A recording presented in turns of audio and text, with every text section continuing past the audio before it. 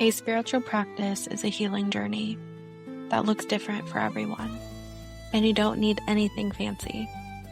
We're Carly and Carla, and this is Without a Candle, a raw, authentic chat bridging the gap between what it actually is and what media sells you. Let's normalize the journey together. Hi guys, I'm Carla, and I'm here today with our friend Savannah. So I was just telling her too, I'm like, she's like, what are we going to talk about? I'm like, we just hang out and we're just friends and we just bullshit and share some stories and all the things, right? So she kind of remembers how it went down and how she ended up in Cynthiana and kind of how we met. And then I'm just curious to hear how life has changed and if there's any part of that we've played in and that kind of stuff. So you think your friend moved in 2018. It's 18 or 19. I can't remember which one. But I think it's 18. When did you move? 23. June of 23. It'll actually be 3 years, June 12th.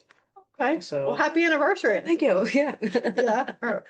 Anyway, squirrel. Random. Whatever. Random ways. You guys are used to it by now, though. Yeah. So what was that shift for you? Where did you move from? Ohio. Okay. The Lancaster area. I am actually from a very small town called Rushville, Bremen. But it's smaller than Cynthiana? It's not even on the map. Oh, okay. Like no one knows where I grew up with we had a stop sign and the hangout place was a gas station. Okay. So that's how tiny it is. Maybe 300 people, not even. Sweet. And then Bremen, my dad was from Bremen. My mom was actually from Somerset, Ohio, and then they lived in Rushville. So it's all right 10 minutes from each other. Like I know you have connections here. I know we have a mutual friend that's here. But ultimately, why Cynthiana? So it is ultimately because of our mutual friend who is a best friend of mine. I've known her since high school. We did lose connection for a little while, reconnected. When I moved back to Ohio from I was in Alaska for a little bit and then Colorado and came back home or went back home, and then I just called her up and was like, hey, can we meet? Yeah. So we met up at the library and I'm talking about when to reconnect and get to know each other better again and all that. And she's like, I'm moving to Kentucky tomorrow. Okay. Like, oh, okay. This sucks. Yeah. And then I think it was 18. It had to have been 18. And then 2 years later, I'm chatting with her and I said, I need somewhere to just get away and all that. She's like, just come down here. So it was like 4 days later, I just drove down here. Why not? Right. And loved it. And she has an 11-acre farm out in the country. And that was history. Every other month I was coming down to visit for 3-day weekends. And and I think that's probably when we met, right? Yeah, she told me about your shop, and this was when you were like, your shop was tinier than this. Was that Main Street in the yellow building or by the courthouse? It was by the courthouse. Okay. Yeah. So then it was probably the last little bit before you moved. You moved, to Main Street. Yep. Yeah. Okay. And those were fun times. Yeah. It was like every time I came down here, I was like, let's go to that little stop. Where's it at now? And she's like, she moved again. Yeah. Yeah. It was a tricky couple years, but we love this space. Yeah, this is a great space, and it's gotten bigger every time. Absolutely. Yeah. But I think so we'll get back on track. Yeah. But a little bit of what makes this space special is the landlord had her small business here like 40 plus years ago, right? Yeah. So like it has that history and that little piece of heart in it too. And a lot of other Cynthiana small businesses started in this space. Oh, that's really and then moved. And then moved and just grew and all that. That's nearly neat. I'm excited and she is very open to us like painting and that kind of stuff too, so it's exciting. But what was it even in those early years that made you want to make Appalachian Works a pit stop for you when you were here? Just a nice atmosphere and meeting you, and you're just like, hey, what's up, welcome. And it wasn't awkward. You were just very welcoming. And I am kind of awkward most of the time now, but that's different. But I appreciate that. Yeah. And I'm still on a spiritual journey. So I grew up Christian. Mom's a Methodist, dad's a Baptist. I decided to go Presbyterian. Okay. Yep. Yeah. And I actually went to school, majored in religion and history, and I have a master's in divinity. Thought I would get What? the pastor route. Not know this. Yeah, Can I could. Yeah, I could now differently, we and have that's a friend with a non-denominational yeah, spiritual church. that's amazing. I Yeah, hope that'd be cool if you moved down here and started that. Um, but yeah, I worked in two bigger churches, and it was not very uh not very fun for me. Yeah. I was more of like, I'm gonna do this. I don't sugarcoat things. I don't suck up to people that have money. Yeah. um Ticked off the wrong people, and I was like, all right, well, I'm not gonna be working in churches anymore. This is not good for me. I remember even one church, I said, isn't this the reason why Jesus went and flipped the tables in the temple, is because Right. of like all this blasphemous This behavior? Yeah. this kind of behavior, and we haven't changed in 2000 years. And not saying all Christians, not all churches are like that. Absolutely. But I decided this is not for me, and more went on a spiritual journey, and then moved down here. Worked out perfectly. I owned a house in Ohio, and my sister needed to have a place. Her and her now ex-husband needed a place, and so they started renting my place. And my friend was like, "Hey, we've talked about it for 2 years now. Yeah. Moving down here, just come." Right. And so I did. That was your shit or cop apartment. Yeah, that right? was Basically what you were saying. I got a job before I even moved down here. And yeah, I lived in her basement for 2 weeks, and then I found a camper and pulled it onto her property, and I love it. I went from a 3-bedroom to a bathroom house to a 19-foot camper with a dog and 2 cats, and I won't. Do you miss it?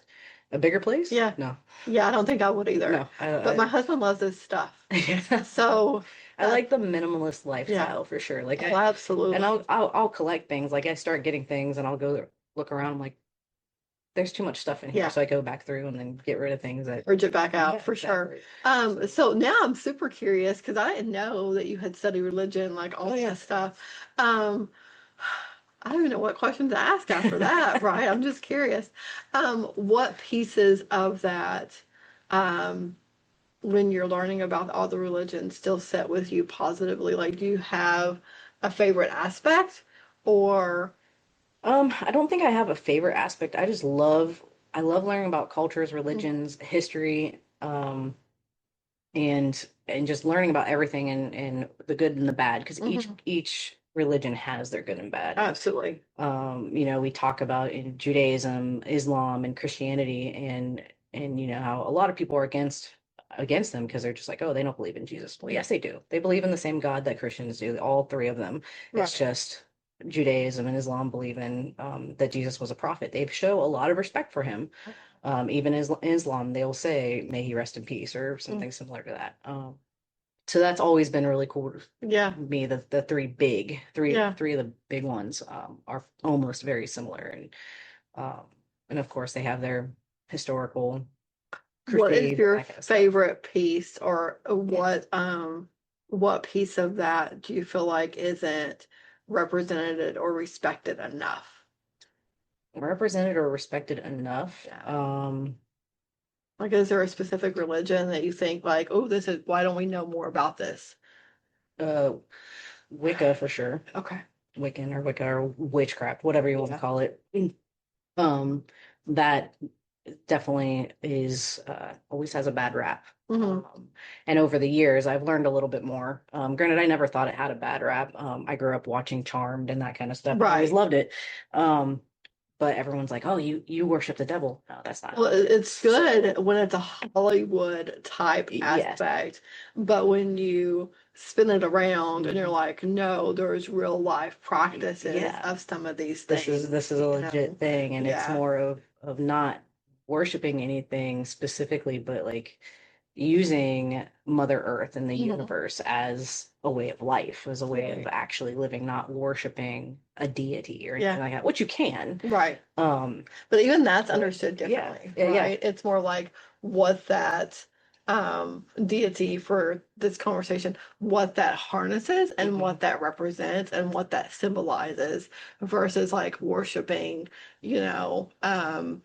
and giving everything to that deity, if that makes sense. It does. That's the way I view it in my practice. I have another best friend that I've since moving down here, I've met other people, and I've met my my other best friend, and she's on a very similar spiritual journey. She grew up very similar to me, a little bit more strict, and and she said it perfectly, like everything's connected in the universe. Like she still believes in God, and that's the one that she focuses on. I am more subject to like saying like the Greek goddess Artemis is what I focus on, and but I still believe, similar to what my friend says, is, you know, everything is connected. Yes. The universe is connected. So what is it about that Greek god that's intriguing to you? She so she is ruled by the moon, which is why I'm a Cancer. She is also a Cancer, and her brother Apollo is as well. And she is ruled by the moon, which is what I am ruled as. And I've always been kind of like, I like being out when the full moon happens, like tonight. Make your moon water, people. Yeah.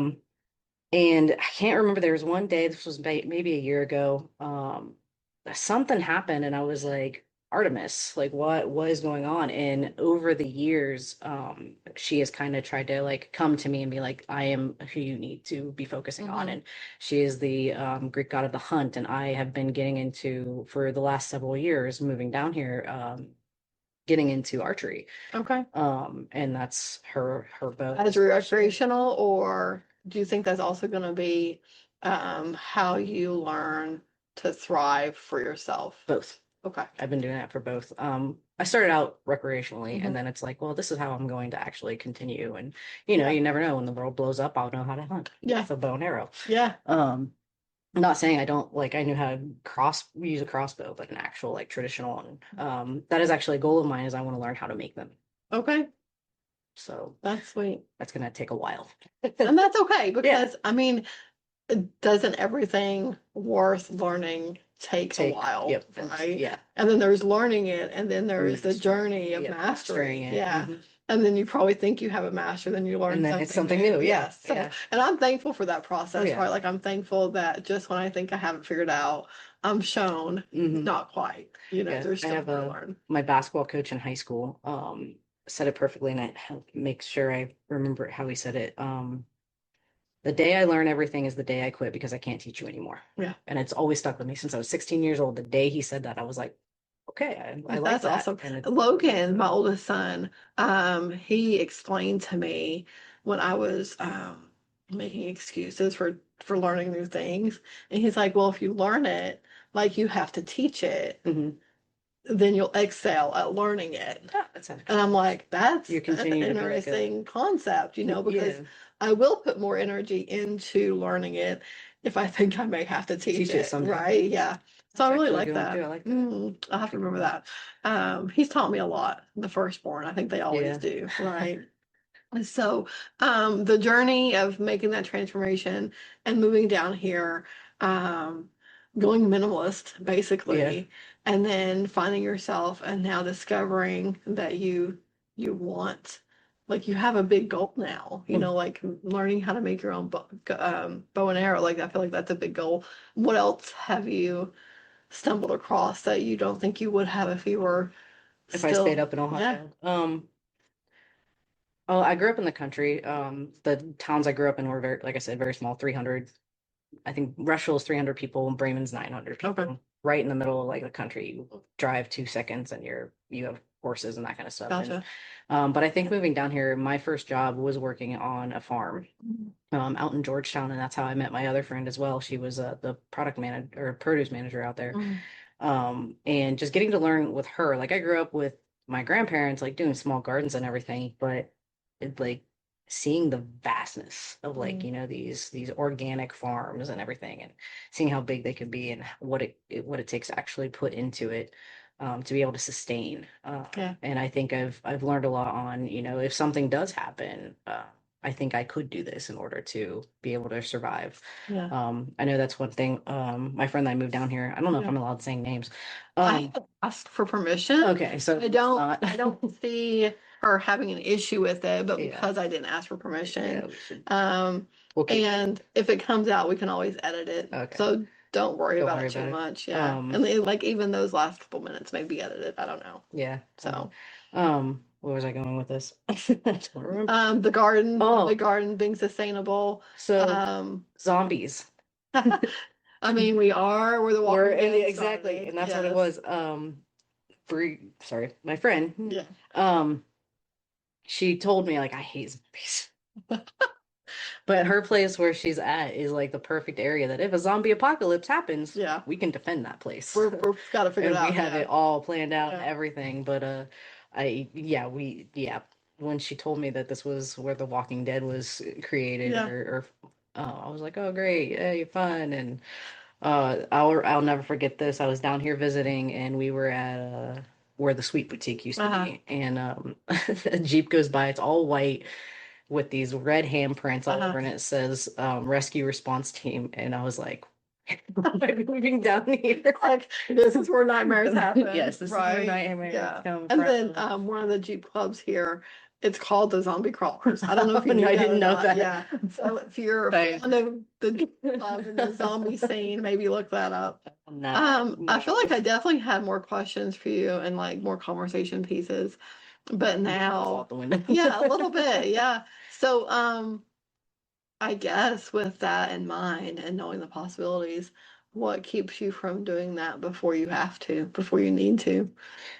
What do you mean before I need to, like? So, like you had mentioned, should shit hit the fan, Oh basically, yeah. I know I could do this. What keeps you from doing it now anyway? So I'm big on it'll come when it's supposed to. Okay. And I don't want to force things, because a lot of times when you force things, that's when everything starts screwing up. So that's when you see all the challenges because timing's not right. Yeah. Okay. So like the house I bought in Ohio, I was not planning on it, and it was just I don't know, out of nowhere, I'm like, you know what, I'm gonna look into buying a house. And the neighbor at the time is a realtor, so I called her, and then it was a week later you bought a house. I bought a house. Yeah. Okay. And it just fell perfectly, and I was able to afford it. My siblings, I had all my siblings live with me at one point in time, not all at the same time, but each of them in the 3 years that I had it before moving down here. And like I said, with my friend, we had talked for 2 years about me coming down and all this, and I was talking to her on the phone, and I said, well, this is what's going on. And she's just like, you're hating your job and everything's kind of fitting together. Like, why don't you just move down here? And the next day I turned in my 2 weeks notice, and I think it was like 3 days after I was done at work, I came down here and started my new job. So, and I feel like that's an interesting conversation because I can't tell you how many people between the last time we did recordings and today are like, I really just want to move to Cynthiana. So I'm like, hey, Carly, do we need rental property? Do we need to figure that out next? But Cynthiana, in my opinion, really does have something special going on for it. I don't quite have the words to describe it all, like how it all feels, but there is a different connection here. It is. It's like it's laid back. The downtown isn't that big, but you can just come down and walk around. I'd just gotten a new puppy. I've had her for about a month, and I brought her down like twice. Yeah, and everyone just absolutely loved her, and it was great. Anywhere else I would have been, they'd just be like, "It's a dog," and that's it. And we got to hang out on the floor for a few minutes. You did. That was sweet. And at one point, I just passed her off to another. I had no idea who it was. Honestly, and he's like, "Sure, I'll hold and play with her." And that was fun too. And anywhere else, I would. And I watched it happen. I was like, "Okay, cool." Anywhere else though, I would have been like, "What are you doing? Give me my dog back." There's a difference between relationships too. Yeah. Right. Like if you had witnessed that, and we didn't have that fellowship and that friendship. Then you probably maybe would have questioned my judgment to be like, here, hold the leash, right? Yeah. But thankfully, one of the things I do is read people, so I felt like I could trust them. Yeah. That stems because you felt like you could trust me with that decision. Exactly. And you just don't get that everywhere. No, you don't, and especially in this day and age, it's like Cynthiana has this little dome. Yeah, it's crazy. I mean, we have our crazy people too, but you also witnessed us go through that as well. Yeah. Thank goodness that's over. Hopefully it's over for good. I hope so. Right? I hope so too. Yeah. Any thoughts on that? Okay. No. You're like, I'm not even gonna touch that. Talking about that today. Yeah. Well, I appreciate that. Yeah. So to tell people, like all those people, if they were in this room right now that had mentioned moving to Cynthiana and uprooting to Cynthiana. I'd say do it. for that. And it's usually for the community, Yeah. right? Like they're seeking, the community and the fellowship, And it doesn't matter if I saw you yesterday or the day before or 2 months ago. Like conversation just happens again, know? And it's like with everyone that crosses the path, and I appreciate that. Yeah. No, if anyone, I've told people, I'm like, just move to Cynthiana. Yeah. And I've had I think it was just the other day, I had one kid, and I mean kid, like teenager, from Lexington. And she's just like, oh, I have something against Cynthia. And I'm like, what? I don't know. Have you ever been up there? No. Yeah. And they probably don't know. They probably just heard someone else say it, Yeah. And I'm like small town. I tried to live in a big city. I had, like I said, I had lived in Alaska, which I lived in Anchorage for 2 years, and that's the largest city in Alaska, and it's like 300,000 people. You wouldn't think it's a big city, but it is. And it was great because anywhere you drive, you could get out into the forests and go hiking. But at the same time, I look back on it, I was like, I was actually pretty depressed during that time period. And I had lived in another town, Bethel, which is out in it was 80 miles from the Bering Sea. And I loved it. And I'll never forget the day I flew in. It was a nice clear day, so we got to see everything. I was like, okay, it kind of reminds me of like a really small logging town. And granted, it's a city, it's 5,000 people. Right. But it was what I grew up with, and so what did you do in Alaska? Because now I'm just nosy. Now you're just nosy? Yeah, now I'm just nosy. If anyone watches this that knows me, they're probably like, oh gosh, she's talking about this kid again. That's funny. I was out there for 7 years, so it's like a big part of my adult life, if you think about it. But my ex from college got a teaching job out there, and this was 2010. The Ohio, Kentucky, they were laying off teachers like crazy. That's what she went into, and I was going to start my master's degree right after graduating, and so she pulled me out of a meeting. We were working for the same place together, and she pulled me out of the meeting, and she goes, so the interview I had at this Alaska table for this big thing that was happening at Ohio University, they called me and offered me a job. We're moving to Alaska. I'm like, okay. Okay. So I did get a job out there, working for the school district office. I was in the purchasing department for a while, then moved over to the admin area and made all the travel arrangements and that kind of stuff. I love saying this, is like, if you ever watch Finding Bigfoot on Animal Planet, I'm on there too. Oh, I got to be on there. So a lot of experience. I moved 5,000 miles away, and I got all this experience. I met Julia Roberts' husband, because he was producing 5,000 miles back. Yeah, I moved 5,000 miles back. I hear Harrison County schools are looking for some hands. I actually work. I did find a full-time position. Like I know I've moved around in the last couple of years. Well, you're allowed to do that. You're allowed to find happiness. And I enjoy where I'm at right now. It's actually a lot of fun. I don't want to say it. No, that's fine. But now I got a full-time job. And who knows even when this will air. When this will actually air. Like, I'm gonna keep it. Like, I'm not gonna. Yeah, that's awesome. Yeah, my two friends know about it, and they're like, "You have to let us know." And so I'm like, no, we're not doing that. The one will know. Our mutual friend will. Yeah, she'll figure it out. She'll probably see it before I do, and then she'll send it to me. Okay. Crap. No, I think that's awesome. Well, I just really appreciate, sharing space. And some of these interviews are because I haven't got to share space with a person in a long time. And, I look forward to sitting down with our mutual friend too, because every time you guys have been in here, either we're busy or the kids are busy, or, what I mean? Like there's something going on that we haven't had a conversation. So I think my favorite one was the serendipitous moment where I was actually just working just down the street, and I had come in out of boredom because I was on lunch, and then she walks in like 2 minutes later. Yeah, and we're like, wait a minute. I think that was the day I picked up a rotisserie chicken. Yeah, you did. We're all just like, what happened? It was just maybe like 5 minutes. Yeah, but it was like an amazing 5 minutes of just fellowship.